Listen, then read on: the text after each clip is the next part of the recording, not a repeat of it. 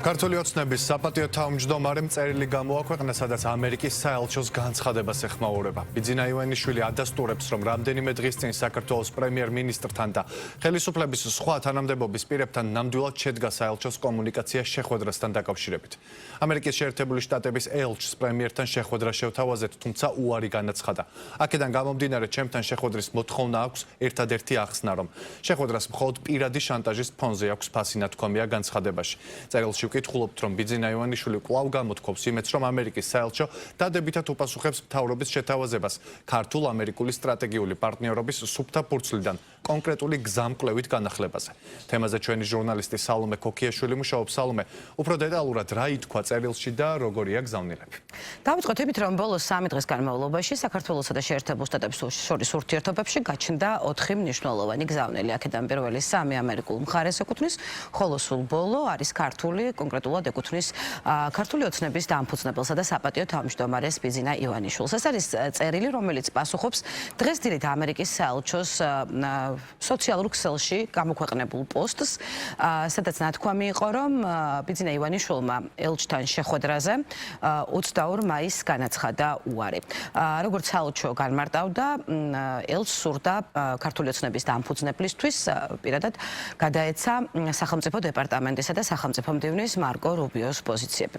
ამ პოსტზე პასუხად ქართული ოცნების დამფუძნებელი ამბობს, რომ მას მანამდეც არაერთხელ განუმარტავს, რატომ ამბობდა უარს ხშირ შემთხვევაში დიპლომატებთან თუ ამერიკელ მაღალ ჩინოსნებთან შეხვედრაზე. ბიძინა ივანიშვილი ამბობს და ყვება საკუთარ წერილში იმას, რომ ის ახლა არათუ დე-ფაქტო, არამედ ჩვეულებრივ სანქციების ქვეშ იმყოფება, რაც ამ შემთხვევაში ცვლის მოცემულობას. იგი ამბობს, რომ მაშინ, როდესაც იგი არის სანქცირებული, ნებისმიერი გადაწყვეტილებას, რომელიც მან შეიძლება მიიღოს ვინმესთან შეხვედრის შემდგომ, შეიძლება პირადი ინტერესის ელფერი ჰქონდეს ვინმესთვის, შესაბამისად, ეს არის ხელის შემშლელი ფაქტორი, სწორედ აი ასეთი შეხვედრების ჩანიშვნის პირობებში. როგორც საპატიო თავმჯდომარე ყვება ქართული ოცნებისა, მან ამერიკულ მხარეს შესთავაზა ასევე პრემიერ-მინისტრთან შეხვედრაც, თუმცა პრემიერ-მინისტრთან შეხვედრაზე ელჩმა უარი განაცხადა. ბიძინა ივანიშვილი ხას უსვამს იმას, რომ დე-ფაქტო თუ ფაქტობრივი სანქციების პირობებში ეს ერთგვარ შანტაჟს გავს და არ იქნება ასე სწორი რაიმე გადაწყვეტილების მიღება ან რაიმე შეთანხმებაზე საუბარი ამერიკულ მხარესთან ან რომელიმე სხვა მხარესთან. შესაბამისად, მათ შეუძლიათ ესაუბრონ მაგალითად მთავრობის წევრებს და იგივე პრემიერ-მინისტრს, რომელიც არც დე-ფაქტო და არც ფაქტობრივი სანქციების ქვეშ არ იმყოფება.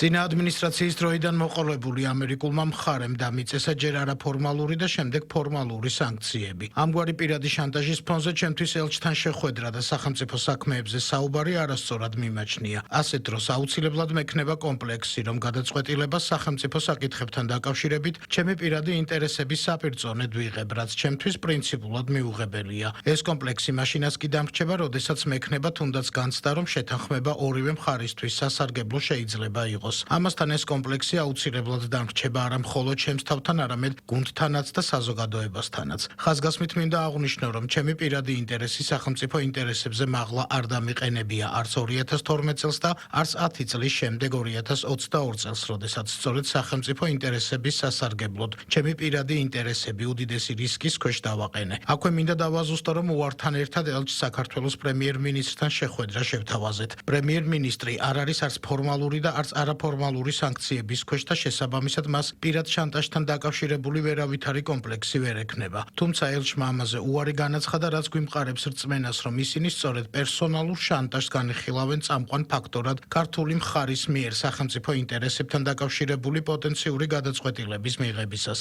შეიძლება მათ თქვან, რომ მე როგორც მმართველი პარტიის დამფუძნებელს და საპატიო თავმჯდომარეს მაქვს განსაკუთრებული გავლენა გადაწყვეტილებების მიღებაზე, თუმცა ამასთან დაკავშირებით მინდა დაგარწმუნოთ, რომ მმართველ პარტიაში არც ერთი პრინციპული გადაწყვეტილება არ მიიღება გუნდის და მით უმეტეს პრემიერ-მინისტრის ჩართულობის გარეშე. აქედან გამომდინარე, მხოლოდ ჩემთან შეხვედრის მოთხოვნას აქვს ერთადერთი ახსნა, რომ ამგვარ შეხვედრას მხოლოდ პირადი შანტაჟის ფონზე აქვს ფასი. იმედი მაქვს ამერიკის საელჩო დადებითად უპასუხებს საქართველოს მთავრობის შეთავაზებას ქართულ-ამერიკული სტრატეგიული პარტნიორობის სუფთა ფურცლიდან და კონკრეტული გზამკვლევით განახლების შესახებ.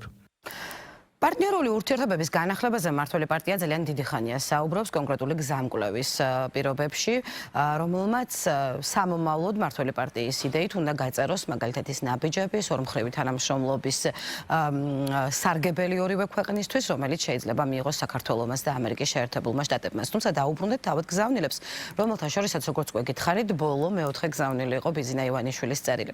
ყველაფერი დაიწყო 26 მაისს, როდესაც მაგალითად სახელმწიფო მდივანმა მარკო რუბიომ სოციალურ ქსელში გამოაქვეყნა მილოცვა, რასაც საკმაოდ მithkma-მოთქმა და ასე ვთქვათ, კამათი მოჰყვა გამომდინარე იქიდან, რომ რუბიო დამოუკიდებლობის დღეს ულოცავდა ქართულ ხალხს, თუმცა მისი ადრესატი არ იყო თავად მთავრობა. ხანმოკლე გამოდგა ასეთი მithkma-მოთქმა, რომელიც 24 საათზე ნაკლებ ხანში დასრულდა და დაასრულა ის გუშინ საღამოს 7 საათზე დონალდ ტრამპის მისალოცმა წერილმა, რომელიც მოვიდა საქართველოს პრეზიდენტის მიხეილ ყაველაშვილის სახელზე და სადაც იმასთან ერთად რომ სუვერენიტეტისა და ეროვნული იდენტობისთვის ბრძოლა გრძელდება, ამერიკის შეერთებული შტატების პრეზიდენტი ხაზს უსვამდა მოლოდინს საქართველოს მთავრობასთან უფრო მჭიდრო თანამშრომლობის შესახებ. თუმცა დღეს უკვე დილით ქვეყნდება საელჩოს Facebook გვერდზე წერილი, უпростоრად პოსტი, რომელშიც საუბარია, რომ ქართული ოცნების დამფუძნებელმა 22 მაისს განაცხადა უარი ელჩთან შეხვედრაზე.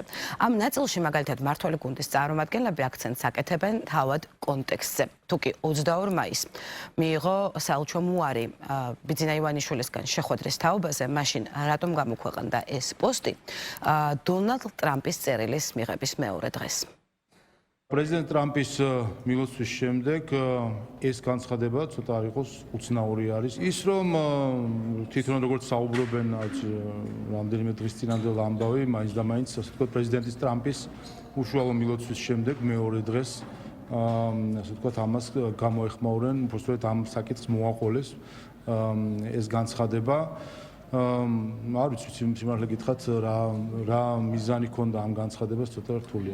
ახალი ადმინისტრაცია საელჩო აქტიურად არის ჩართული, რომ კომუნიკაციაში შემოვიდეთ. ჩვენ არაერთხელ გქონდა მანამდე ცდილობა, რომ სწორი პოზიცია დაეჭირათ. ჩვენ დავიცავთ ყოველთვის სახელმწიფო ინტერესებს. მივესალმებით, რომ ასეთი ინტერესია უკვე ჩვენი მიმართულებით, მაგრამ ყველას უნდა გვახსოვდეთ, რომ ამ ქვეყანას ყავს პრემიერ-მინისტრი, ყავს საგარეო საქმეთა მინისტრი, სადაც მათ შეუძლიათ ეს კომუნიკაცია. მე კიდევ ერთხელ ვამბობ, პოზიტიურად, იმედიანად ვართ განწყობილი და გჯერა რომ უახლოეს პერიოდში კომუნიკაცია შედგება. როგორ გაგრძელდება საქართველოს და ამერიკის შეერთებულ შტატებს შორის ურთიერთობა, ამას დრო აჩვენებს, ასევე იმასაც შეხვდება თუ არა მაგალითად ამერიკის შეერთებული შტატების ელჩი ქვეყნის პრემიერ-მინისტრი ირაკლი კობახიძეს. მათ შორის ბოლოს შეხვედრა შედგა საქართველოში საპარლამენტო არჩევნებამდე ცოტა ხნით ადრე, კონკრეტულად კი 2024 წლის 17 სექტემბერს, რაც შეეხება უკვე არჩევნების შემდგომ პერიოდს, როგორც საქართველოში, ისე ამერიკის შეერთებულ შტატებში, უკვე თავად შტატებში ადმინისტრაციის ცვლილების შემდგომ ელჩდანიგანს შეხვედრები ჰქონდა საქართველოს საგარეო საქმეთა მინისტრთან და ეკონომიკის მინისტრთან ლევან დავითაშვილთან. მადლობა ბიძინა ივანიშვილის წერილზე სალომე ქოქიაშვილი საუბრობდა.